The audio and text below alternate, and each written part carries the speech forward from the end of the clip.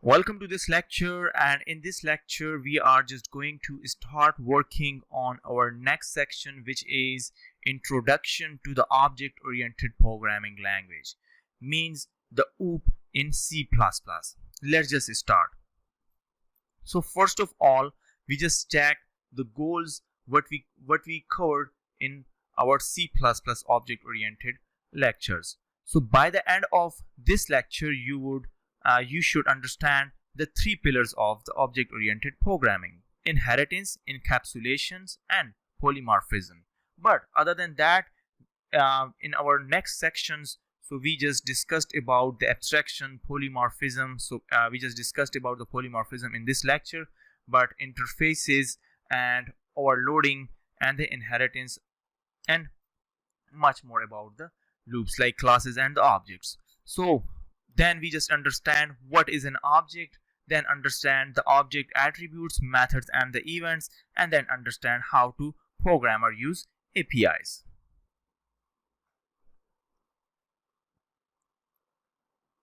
So the programming languages. Programming languages allow programmer to code software. There are three major families of languages are. First one is machine language, like what we just contribute with machine, then assembly language, and then high level language, what we are working with.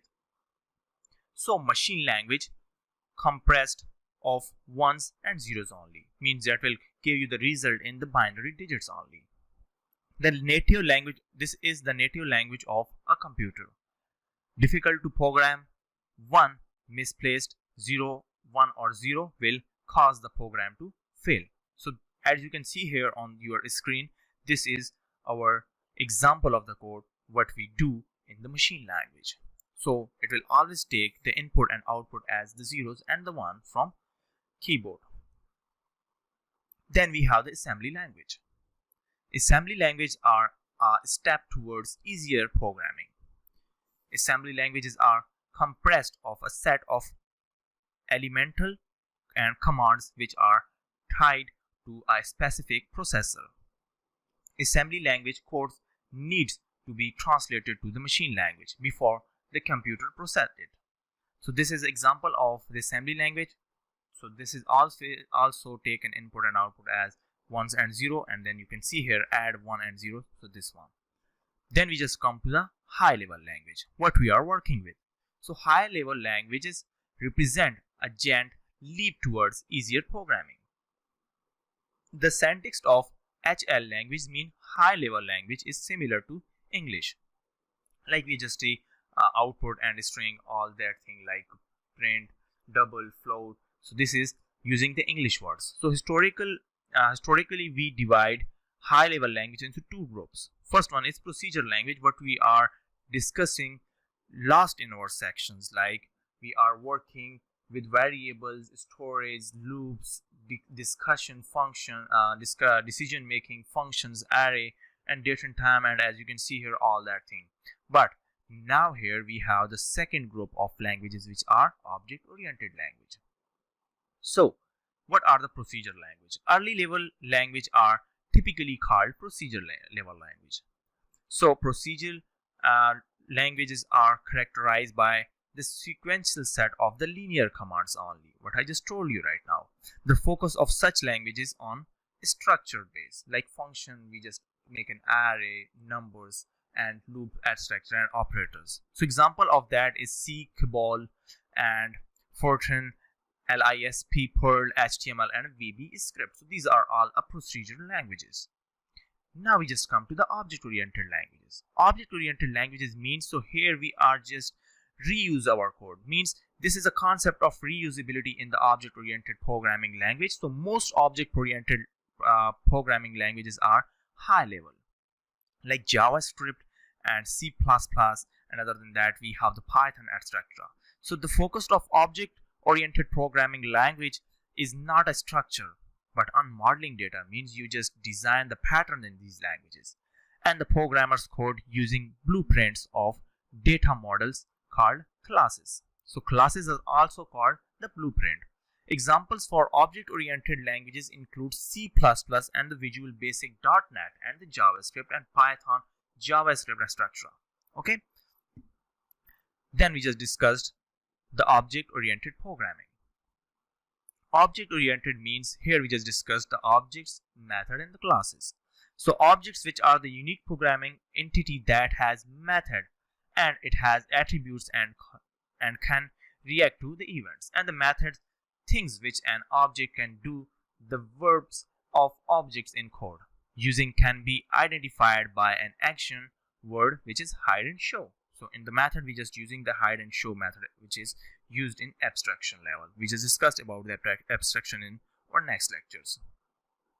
Then we have the attributes, which things which describe an object. The adjective of object in the code using can be identified by a descriptive word enable back color. And then events focused external to an object and to which that object can react in the code, usually attached to an event procedure. Then we have the classes concept, which provides a way to create new object based on the meta definition of an object. For example, the automobile class. So like we have the class of car, and then we have the attributes like car means this is a type of car, model, shape, color, etc. Okay. And then we have the constructor, which is a special method used to create a new instance of the class, like a Honda Civic is an instance of automobile class. Then we just discuss the object-oriented encapsulation. So incorporation into a class of data and the operations in one package, and data can only be accessed through that package. And encapsulation is the technique of information hiding. Then we have the inheritance, which allow programmer to create a new class based on an existing class.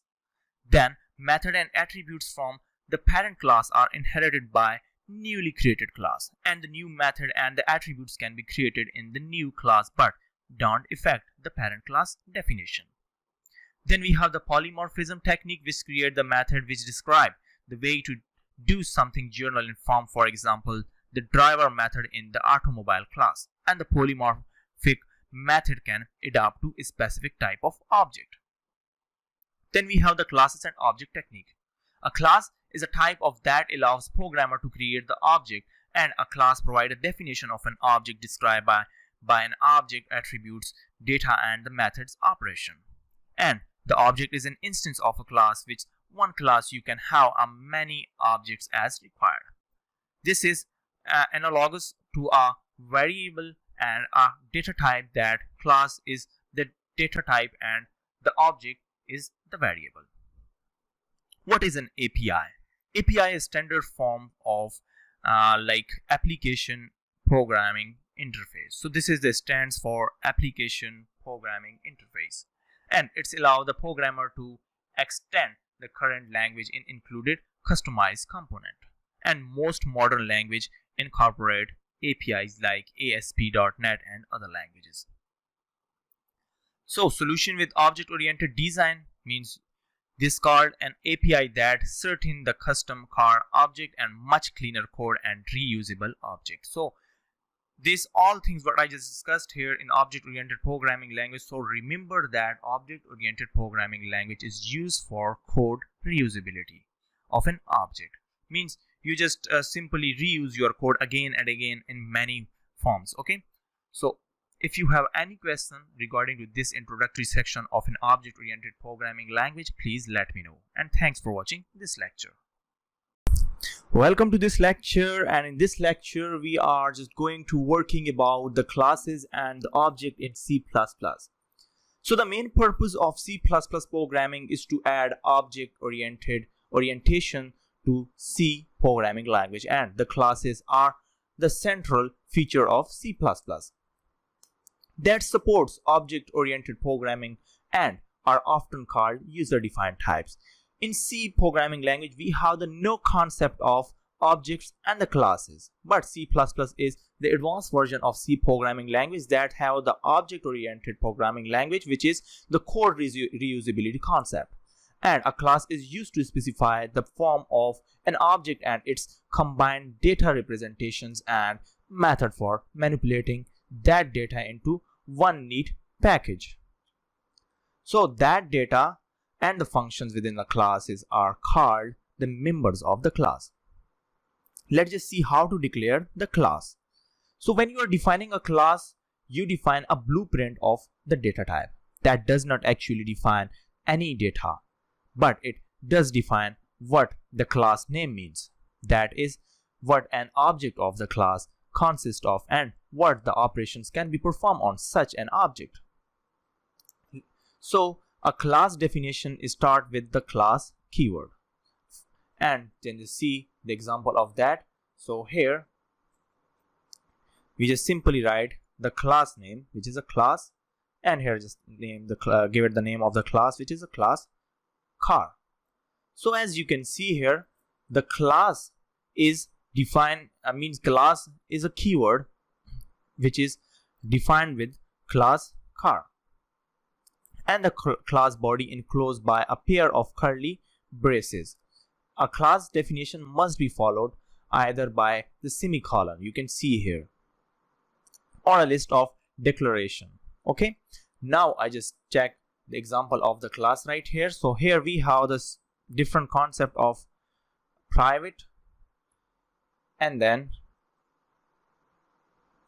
public and protected. We just discussed about these three in our next lectures, but here we just simply make a little concept about that. Private means these data member classes are private, mean integer data and floats. So these data members of the classes are accessed within the class. Public data member data members you can access within the class and outside the class, but the protected are the data member class where we use protect in the encapsulations to hide our information, that no information shows to the user, etc. Okay, so here we just simply use private and the public right here.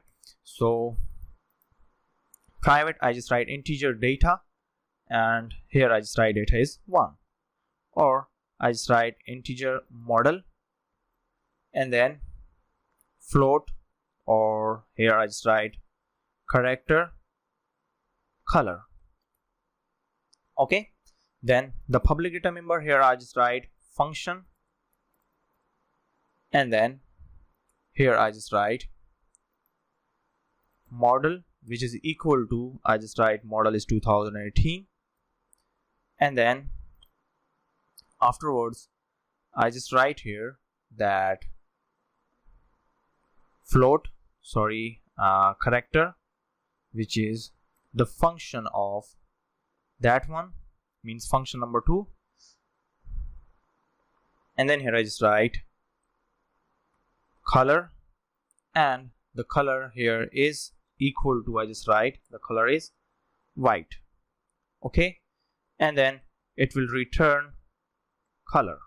Okay, so it will return the character right here. So this is the concept of the class what I just used with the private and the public. Okay, so these data members are accessed within the class, okay, because this is the private data members. So you maybe notice the two keywords here like public and the private. So the private keywords make the data and the function private, and the private data and the functions can be accessed only from inside the same class what I just told you. And the public keywords make data and the function public, means public data and the functions can be accessed outside of the class. Here we have the class data members of models and the color are the private data members, where a function number 1 and the function number 2 are the public data members. If you try to access private data from outside the class, so similar throw error, means you just use exception handling with that. So this feature is introduced in object-oriented programming language, which is the data hiding concept. Now simply we just turn to the object. So when we just create a class or when we just define the class, so only the specification of the object is defined, means no memory or the storage is allocated yet. To use the access data and the access functions defined in the class, you need to create the object here. So here I just go to the function, means here I just go to the integer main function, and then I just define, like, this is our class name, which is car. So I just simply call my class name right here and then create an object to that. So obj1 and then obj2. So I just call these two objects right here. So in this example, class car, the data member model and the color are the data members, and the functions 1 and the function 2 are the members of the function right here. Okay, so this is a simple concept of the classes and the objects in C++. In next lecture, we are just going to access the data members and the members of the function with the help of C++ programming. So if you find any of the problem regarding to that classes and the objects so far, please let me know, and thanks for watching this lecture.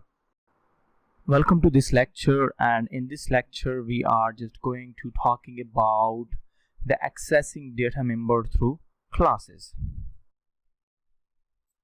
The data members are members of the function of class, can be accessed using dot operator with the help of object. For example, if the name of an object is obj and you want to access the function with the same name like print name functions, then you will have to write obj dot print name. So the code like public and then you just write print name and then you just write simply obj. So this is our object name right here. So we just access this with the help of this dot operator. So accessing data members means the public data members are also accessed in the same way.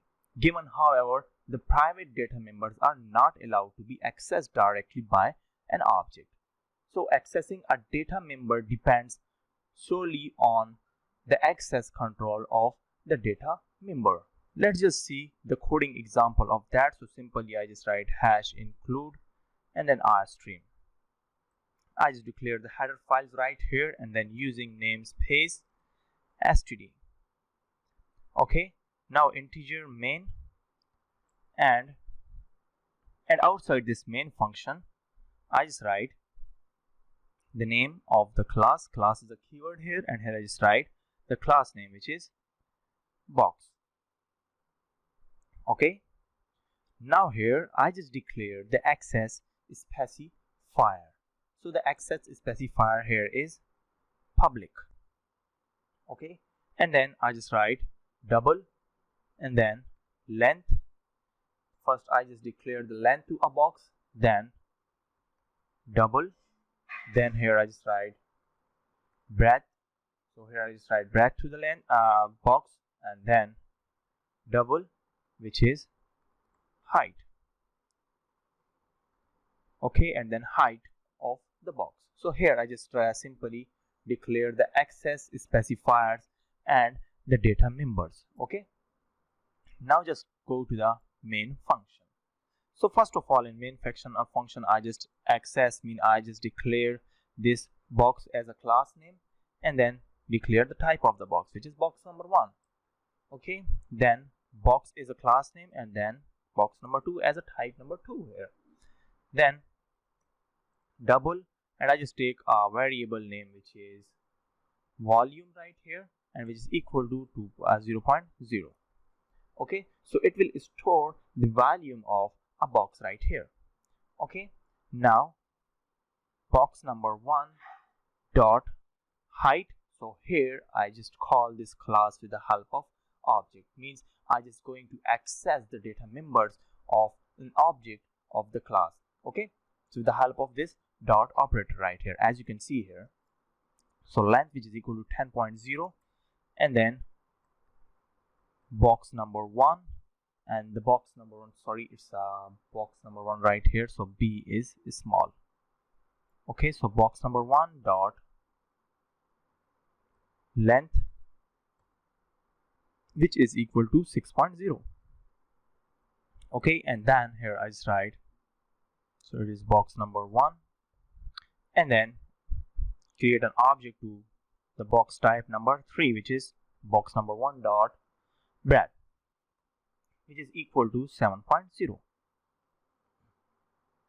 Now I just create the box number 2 specifications right here, and I just simply copy that one, and then I just write for box number 2, okay, and then box number 2 and box number 2 here, okay.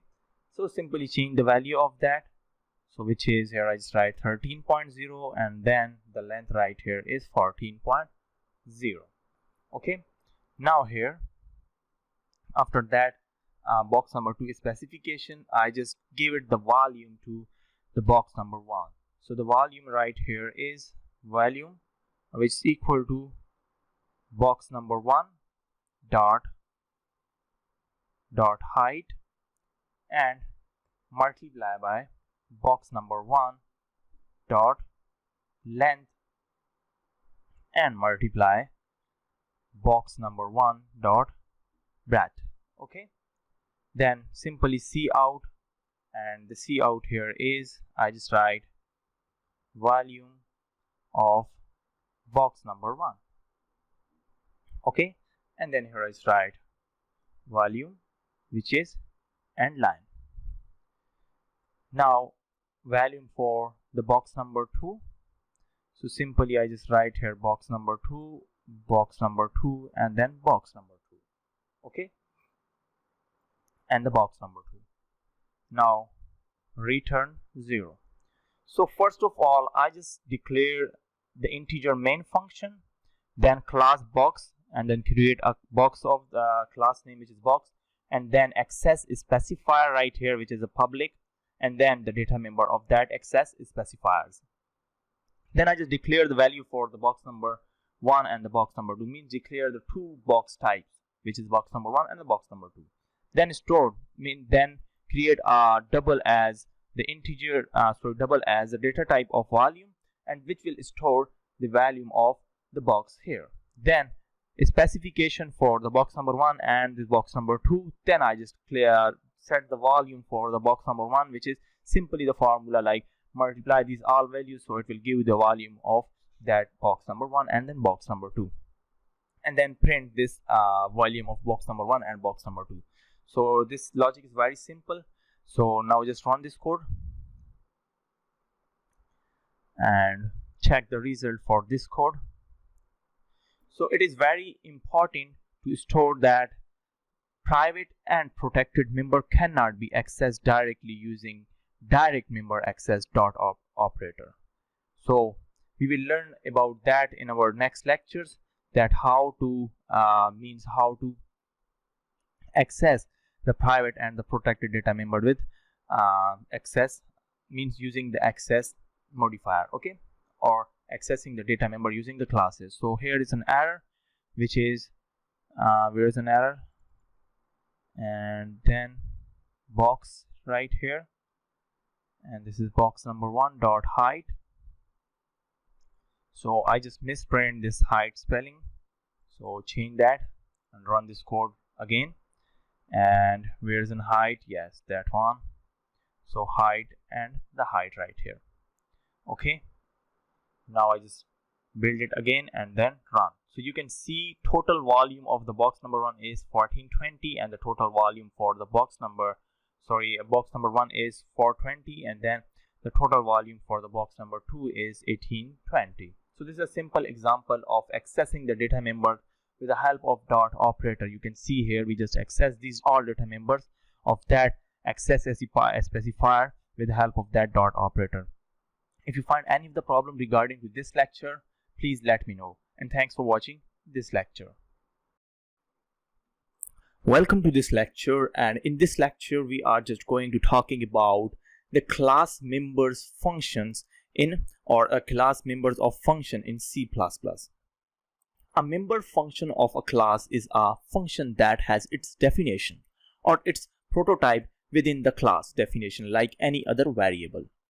It operates on only object of the class of which it is member and has access to all the members of the class for the object. So we have the two ways to define a member function right here. First one inside the class definition, and another one is outside the class definition.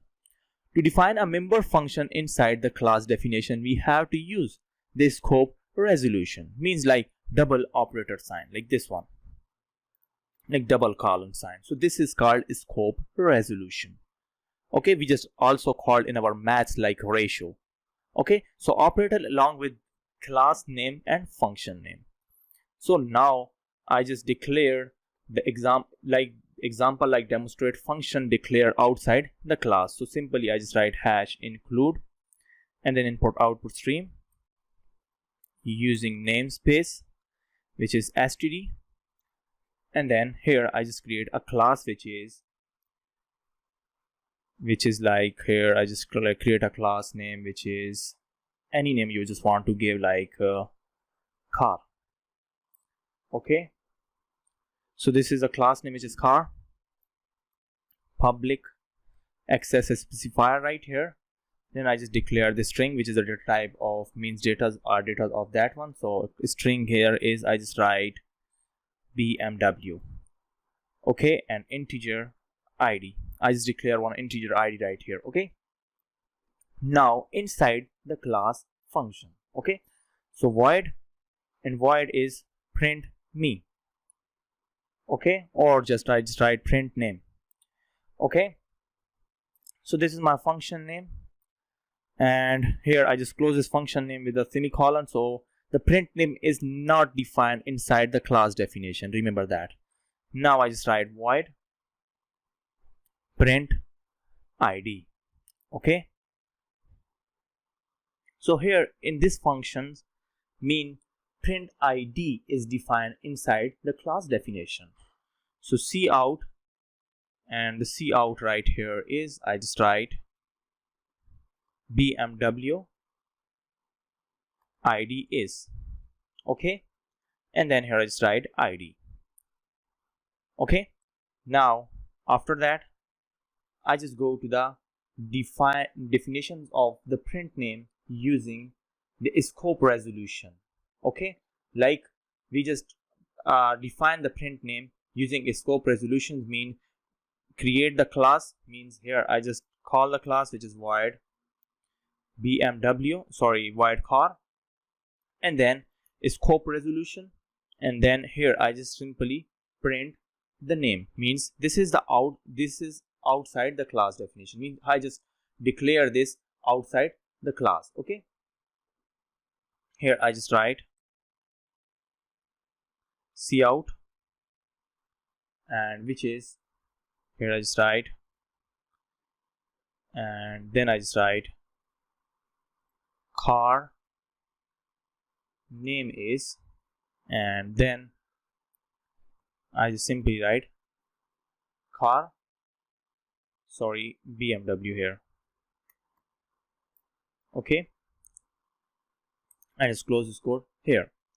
Now I just turn to the main function. So integer main, and then here I just write car which is equal to, and car which is equal to I just write obj1. So I just create an object here. So it's car.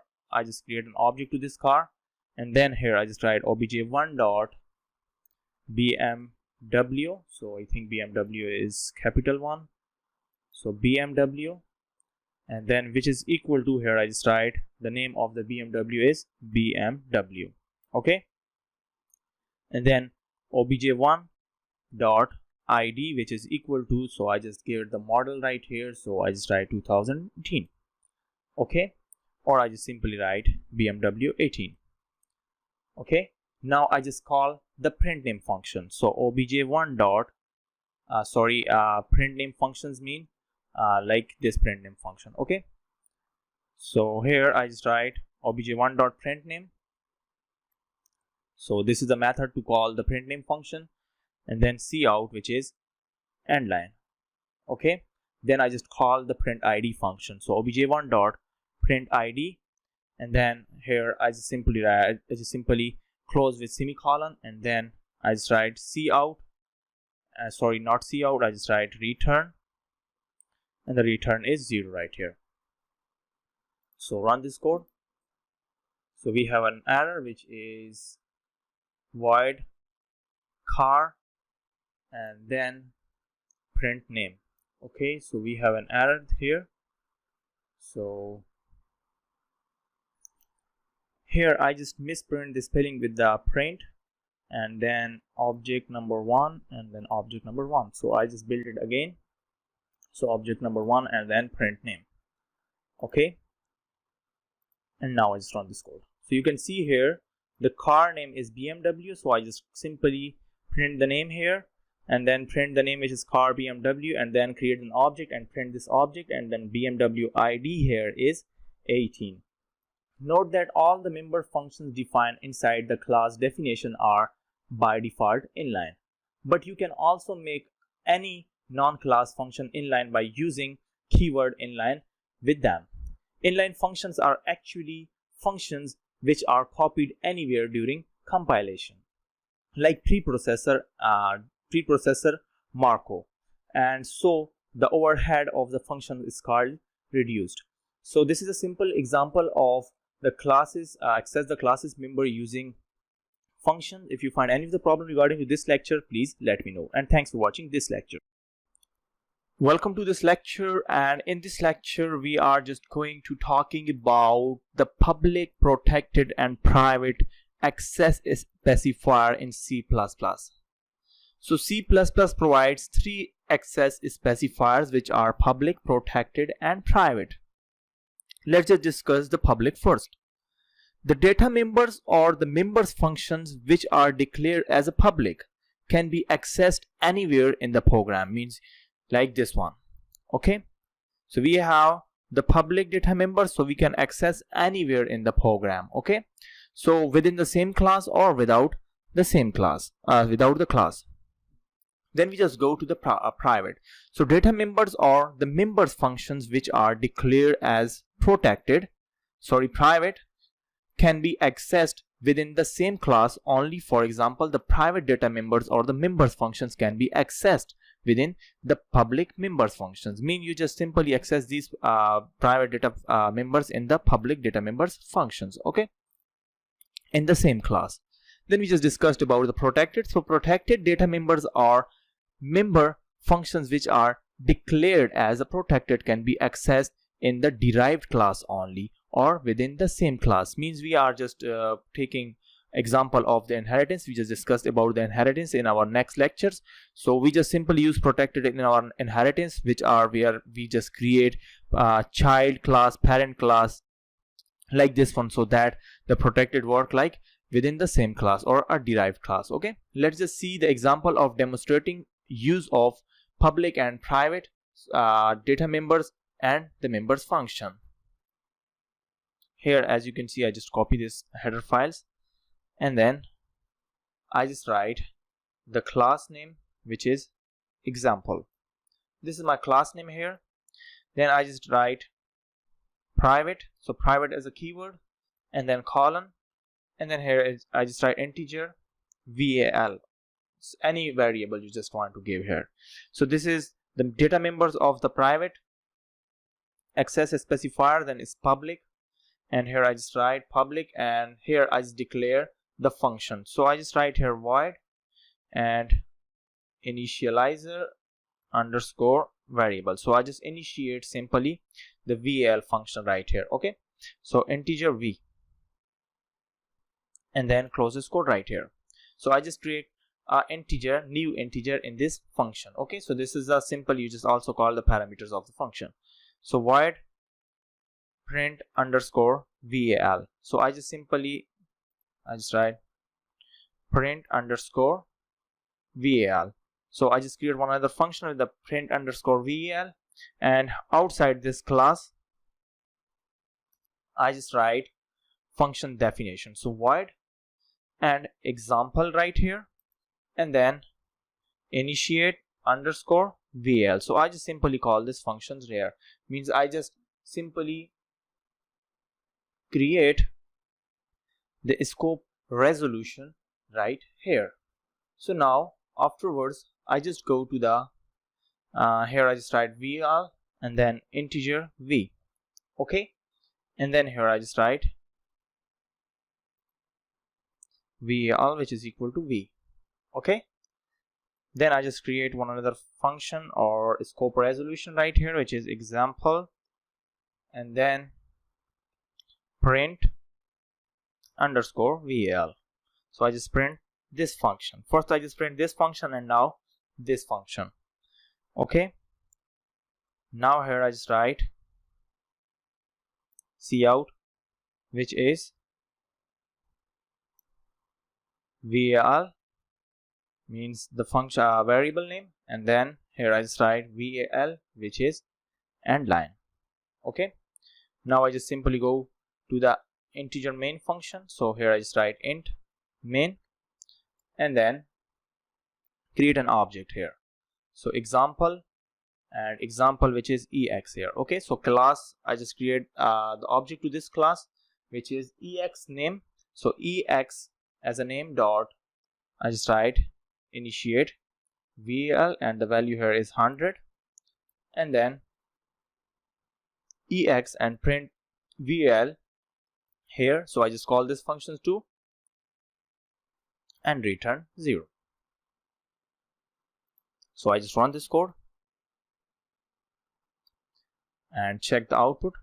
So we have an error in example void example, and yes, here it's an example, and then I just misprint a spelling mistake here.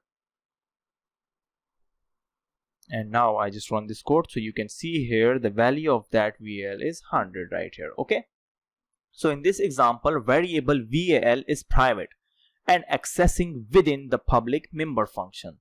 So initiate underscore val and public underscore val functions means the member function initiate val and print val are the public, and they access within the main function and outside of the class function with the help of class object, which is here I just create ex.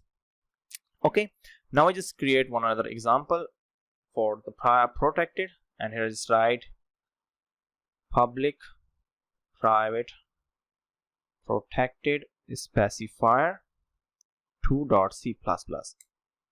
Okay,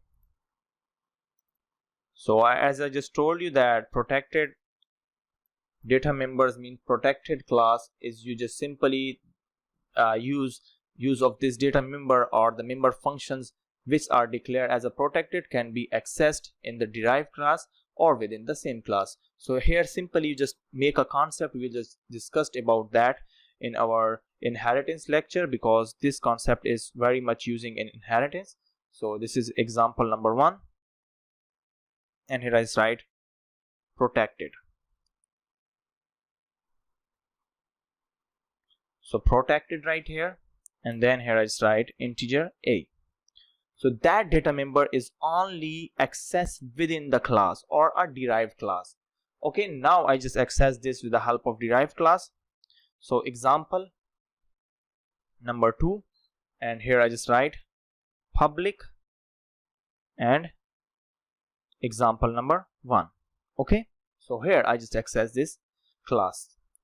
Now I just create public, which is the function of void initiate underscore a. Okay, and then integer a. Okay, then here I just use keyword as this, and then here I just write a, which is equal to a. Okay, now I just write void print underscore a. So I just simply create print function, first initialization function and then print function. So cout, which is a, and then here I just write a and end line. Okay, now simply go to the main class, and then here I just write example number 2, which is ex. So here I just write example number 2, sorry, it's example number 1. So example number 1 as a ex class name, and then I just create an object to it. So example of that object is here I just write dot ex dot initiate A. Okay, and then here I write 100. 100. Okay, then ex.print underscore A, and here I just write nothing because it will print nothing here, and then return 0.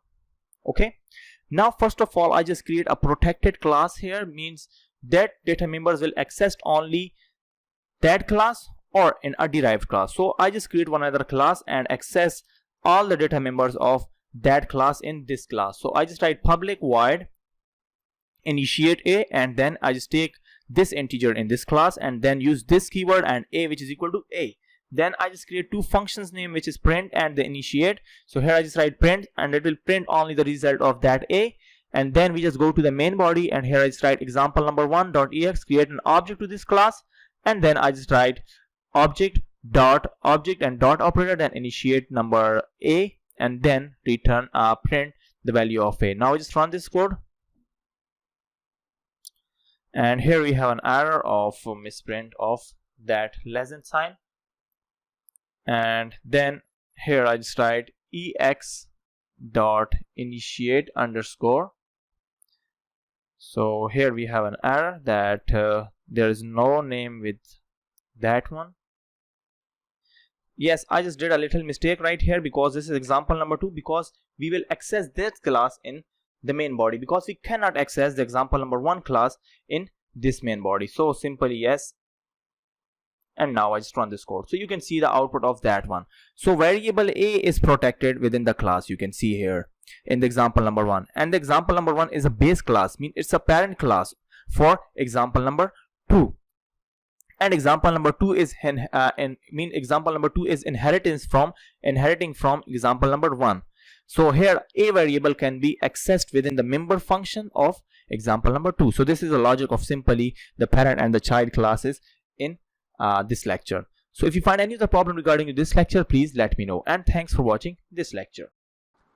Welcome to this lecture, and in this lecture we are just going to talking about the class constructor and the class destructor in C++. A class constructor is a special member function of a class that is executed whatever we create new object of the class. A constructor will have exact same name as the class name, and it does not have any return type at all, not even void. So constructor can be very useful for setting initial value for certain numbers of certain members of variables. Let's just see the coding example of that, and just copy the header files, and then here I just create a class of constructor which is the line. Okay, now the data members of that class here is public, and then here I write void which is set length. So set length here is I just write double which is length. Okay, now I just close this code here, and then double which is get length, and here I just define the type which is void, which mean that return nothing.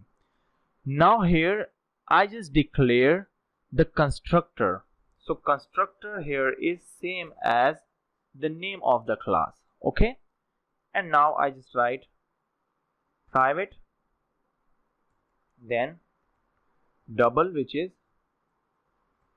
length, and then I just close this class right here. Okay, now I just write line which is the scope resolution of line, which is the name of void. Okay, now here it will access the member function definition. So first I just define the member function including constructor. Okay, and then I just write cout, and the cout here which is object, and here I just write object is being created. Okay, and then end line.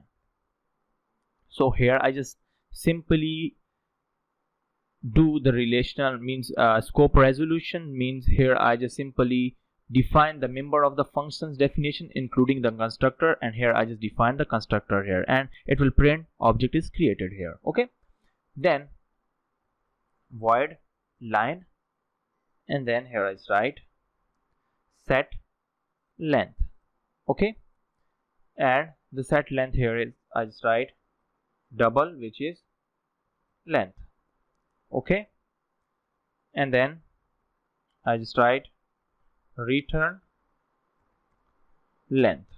Okay, so I just take the return of this length which is in private. Now I just go to the double line scope resolution and then get length.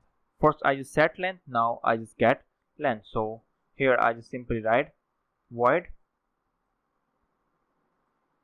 and that will return to us which is length. Okay, now main function. So integer main, and then I just write set the line length.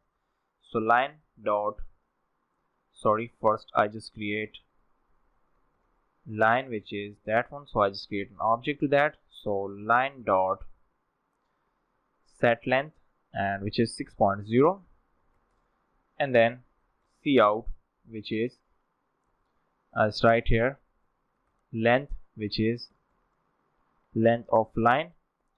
So this is string right here, and then here I just write line dot get length, and then end line. Okay, now return 0. So I just create the program execution right here, and you can see we have an error which is return, and it will give us the return which is length. So we have error which is in set length and then get length. Yes, here I just did a little mistake, which is length is equal to len. Okay, so here I just simply take this double as an integer too. It will set the length right here. Okay, now build and run. So you can see here first it will create an object with the help of line and the line. So it will create the constructor right here, and then the length of that object is 6.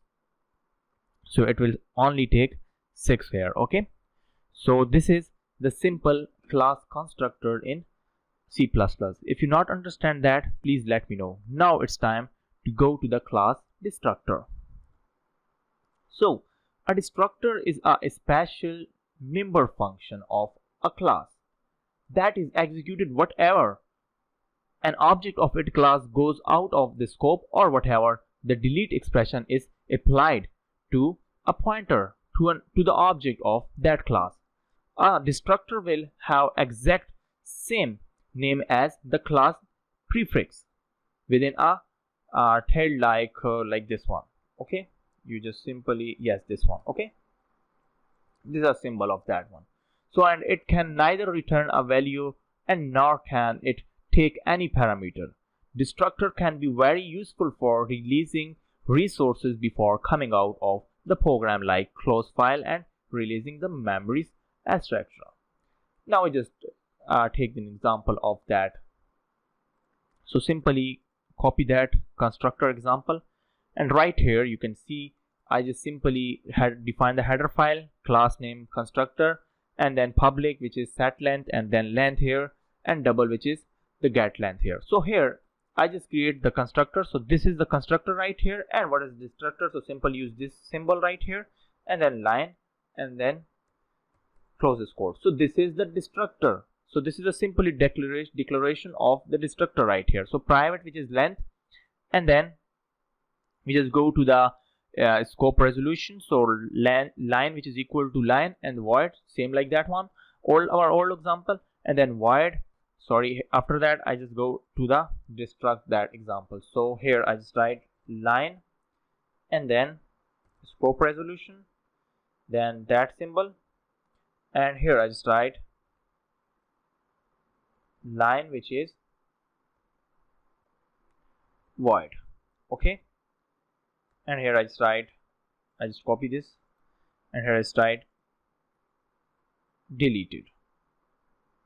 Okay, the object is being deleted, and here it's a constructor, so it will create an object, and then it's a destructor, so it will delete an object. So now after that, void length which is set length, and double length here, and then length which is equal to length. Now double line which is get length, and same like our old code, and here this is also same like our old code, but simply we just add the destructor in this code with the help of that code. Okay, so now I just run this code.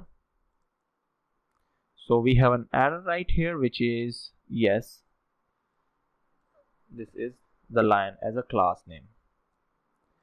Now I just run. You can see here first constructor print the object has being created, then it will print the length right here. Okay, then it will delete the object with the help of destructor. You can see here first it will create this line, then a statement will directly go through the line of means the length of the line, and then it will go back to the destructor, and that will delete the object right here. So this is a simple example of the constructor and the destructor in C++. If you find any of the problem regarding this lecture, please let me know, and thanks for watching this lecture. Welcome to this lecture, and in this lecture we are going to work with the copy constructor in C++, and we are just demonstrate our that example with means our like old examples. Okay, so what is a copy constructor?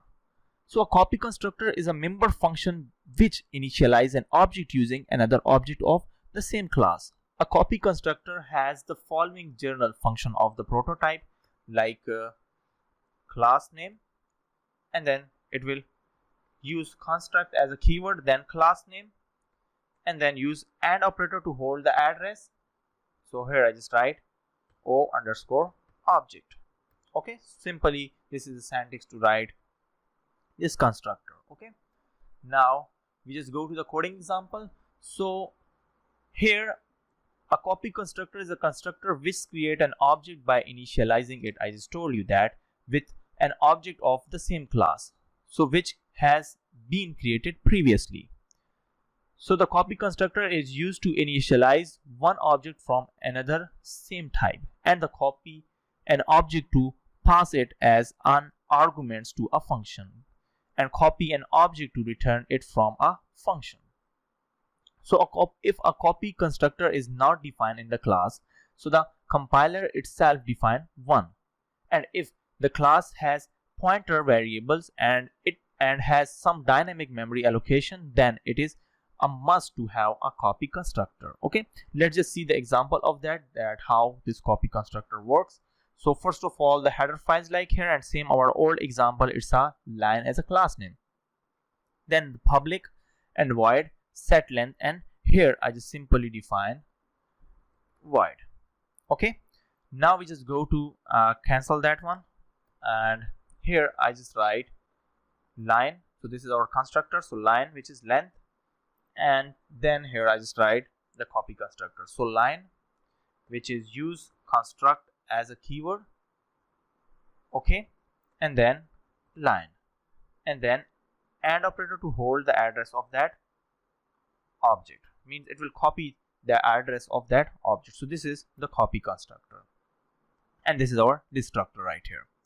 Now we just go to the private, and here is simply I just write pointer, so integer static ptr, and then the members of definition including functions right here. So the line which is equal to line, and the line is integer length here. Okay, then it will print like normal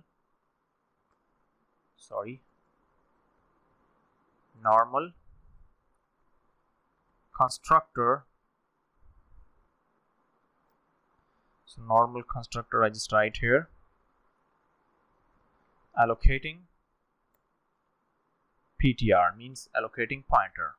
Okay, then here I just allocate the memory for the pointer. Okay, so PTR, which is equal to new integer, and then static PTR, which is equal to length. So here the pointer is allocate memory. So inside this class, so here, so now line, which is here I just write copy constructor. So construct as a keyword, then line and add object right here, and then here I just write paste this, and here I just write copy constructor is allocating PTR, and simply copy that and paste it here. So here static PTR, and it will get the object dot PTR. Okay, so it will copy the value right here. Okay, now we just go to the destructor. So this is the constructor. Okay, so first I just copy this, and then this is the copy constructor. So now the destructor right here. So the destructor value is void here, means it will return nothing, and then here I just write freeing memory. Okay, and then it will delete the pointer. Use simply delete as a keyword for deleting the object, and then static PTR. Okay, then after this I just remove after this I just leave this get length here, and then I just write here that void and display, which is the line of which is display the line of object, and after that, so this void is return us PTR. Okay, and now here I write cout, which is length of line, and then here I write obj dot get length, and which is end line right here. Okay, now I just go to the main function of the program, and here I just write line, which is the line, and here I just write 20 as that value of that line, and then call this display function. Okay, so display function here, and then I will print the line of that here, means I will print the object of that in the display. So simply return, and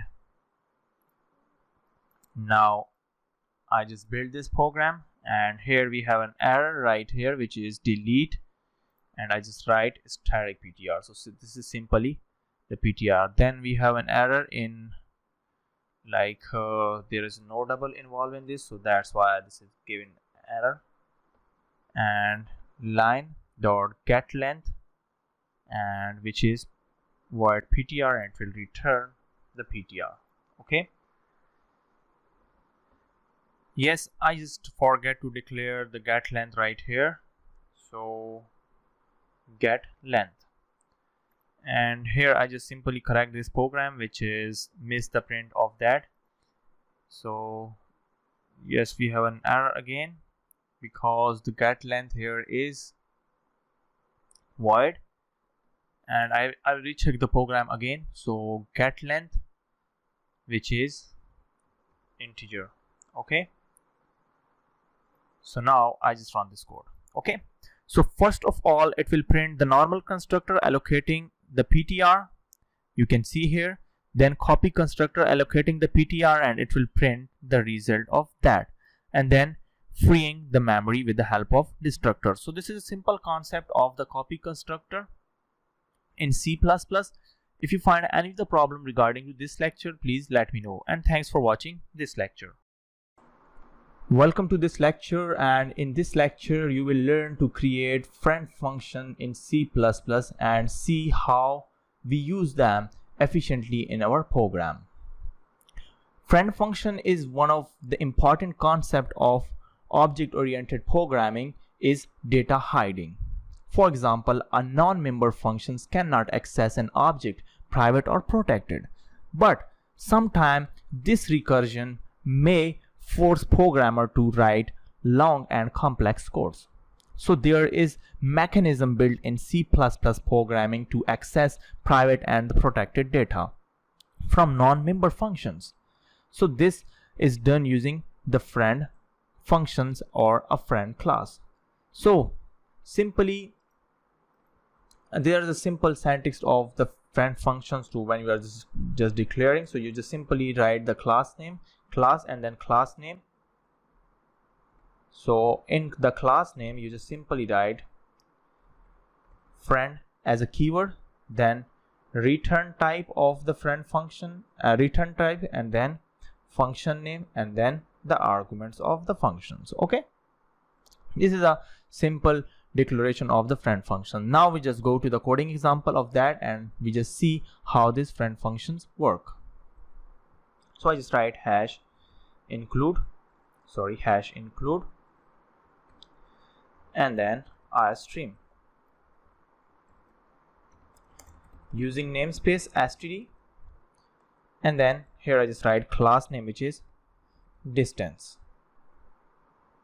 Okay, so I just create a class which is the name of distance, and then here I just write private, and private here is I just write the data type, which is integer and meter.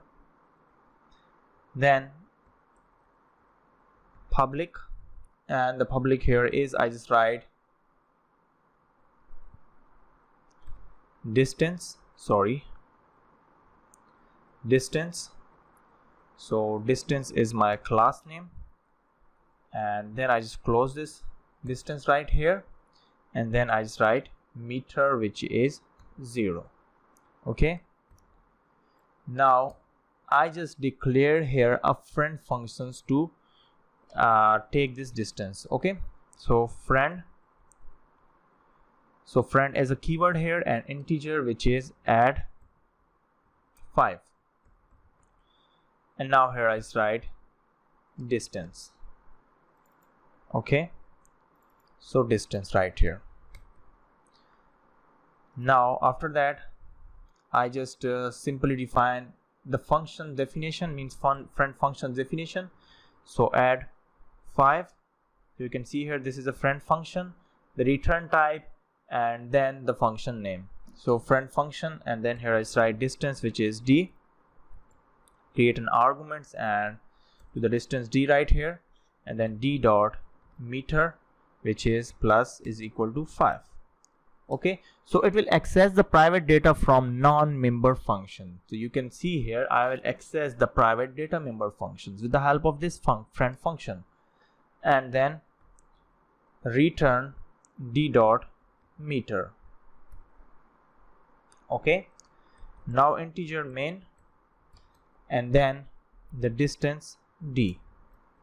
Okay, now cout, which is distance, cout, which will print the distance right here, and then I just write add 5, and where the object here is d. Okay, and then return 0. Build the program, and we have an error right here, which is distance, and then the meter, here it's a meter. Okay, so now I just run it again, and now you can see here the distance is 5 here. So we will get the private data from the non-member functions. Okay, so friend function is also called the non-member functions. So a friend function can be a function or a function template or the member of the function or a class or the class template. Okay, so even through the prototype of the friend functions appeared in the class definition, and the friends are not the member of the function, remember that. So the to declare a friend functions as a friend of a class, so predicate the function prototype in the class definition. So we have the keyword which is the friend.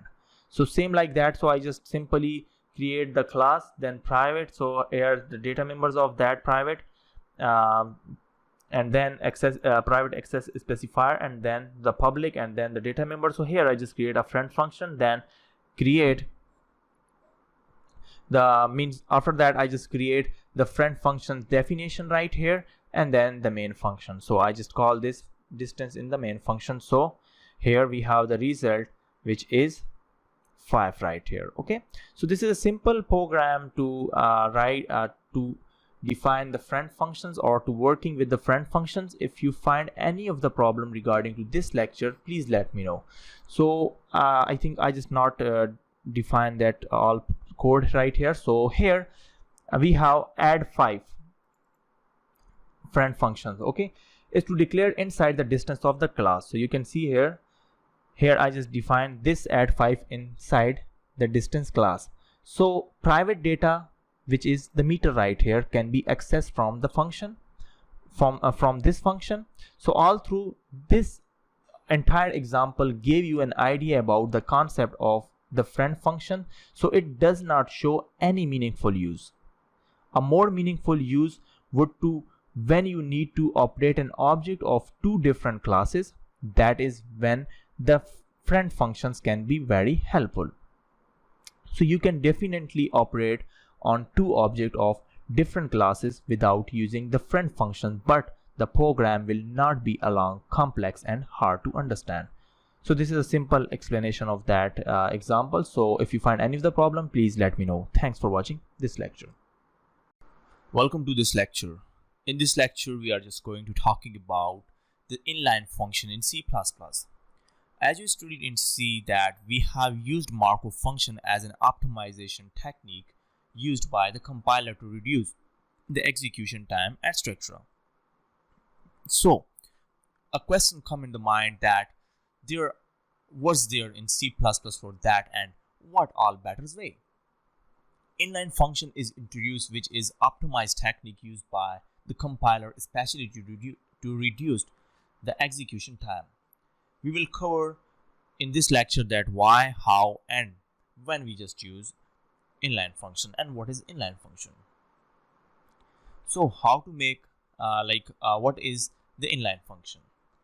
The inline function here is the inline functions are in C++ enhancement features to increase the execution of the program. Function can be instructed by the compiler to make them inline, so that compiler can replace those function definition, however those are being called.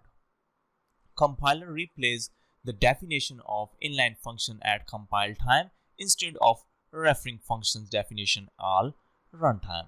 Note that this is just a suggestion to compile to make the function inline if function is big in terms of execution instruction, etc.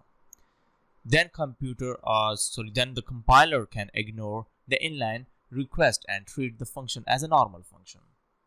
Let's just see how to make the inline function. To make the inline function as inline, start with definition with the keyword which is inline. Like we have the class name A, and then I just write public, then inline. So inline is our key here, keyword here, and then integer add, and I just define this function's parameters is integer A and integers B. Okay, let's close this code right here, and then you just simply define the return type right here, like A plus B or A minus B. Okay, so this means that this is the inline functions there, and how to declare the inline function with the help of inline keyword. So why to use this inline functions? In many places we create the functions of small work functionality with certain example and less number of execution instructions. Imagine their calling overhead each time they are being called by the caller.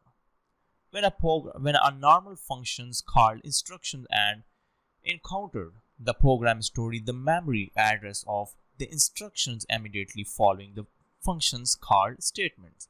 Load the functions being called into the memory copied argument and values jump to the memory locations of the called functions. So the execution, the program code store the return value of the functions and then jump back to the address of the instruction that we saved just before execution called function. So too much runtime overhead here.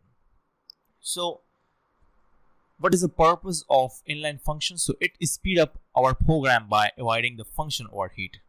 Okay, then it save overheat of the variable push pop and stack when function is calling happen, and it save overhead of run call from a function, and it increase locality of reference by utilizing the instruction cache. So there is a point that when to use this inline functions. So use inline function when performance is needed. When you just need fast performance, so just use inline function, and use inline function of over macros, and then prefer to use inline keyword outside the class within the function's definition to hide the implementation detail.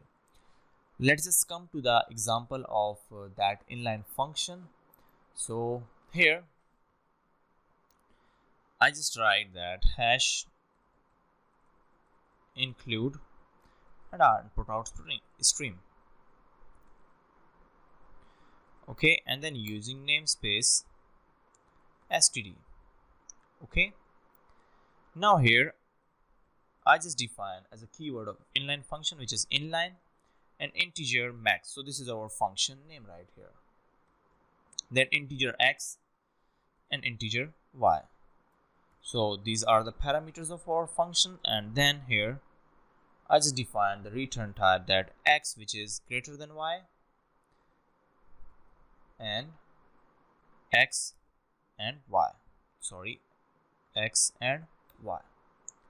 Okay, now just go to the function's main body right here and then integer main. So remember that we just use these functions to increase the performance.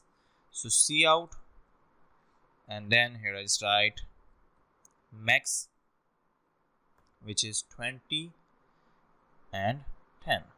Okay, and then here I just write max is 20 and 10. Okay, so maximum r means 12, 20 is greater than 10. Then end line. Okay, copy this code, paste it here and here. So maximum right here is 200, sorry, 0 and 200, then 0 and 200. Okay, now 10 and 1000, then 10 and 1000. Okay, so this is a simple declaration what I just write here, that 20 is greater than 10, 0 is greater than 20, 200, and the maximum, it will takes only the maximum values from here. Okay, so now return, and the return right here is 0. So let's just check the output. So there is return value which is 0, and now I just run this code. So you can see here with the help of this inline function, I just declared the max here, then integer x and integer y. So integer x is greater than integer y, so I just declared these all values right here for the maximum function. So it will take only the maximum values from these all values. So you can see here this is with the help of functions, inline functions. Okay, a function's definition in the class definition in an inline functions definition even without the use of inline specifier. Remember that. So there is some key point that you can note with this inline function. So it's just a suggestions, not conclusions. Okay, so compiler may or may not inline the function you mark as inline. Means compiler will take or not take these functions if you mark as an inline. Okay, it may also reuse the inline functions not marked as an inline at the compiler or liking time. Inline works like a copy paste control by the compiler, which is quite different from a preprocessor directories or preprocessor macro. The macro will be forkably inlined with pull out pollute.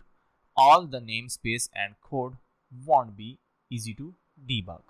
Okay, the most of the compiler would do inline for recursive function, but some compiler provide program Microsoft C++ compiler inline recursion on, and once called also control its limit in inline depth. So this is a simple inline function in C++. If you find any of the problem regarding this lecture, please let me know. And thanks for watching this lecture. Welcome to this lecture, and in this lecture we are going to talking about this pointer in C++.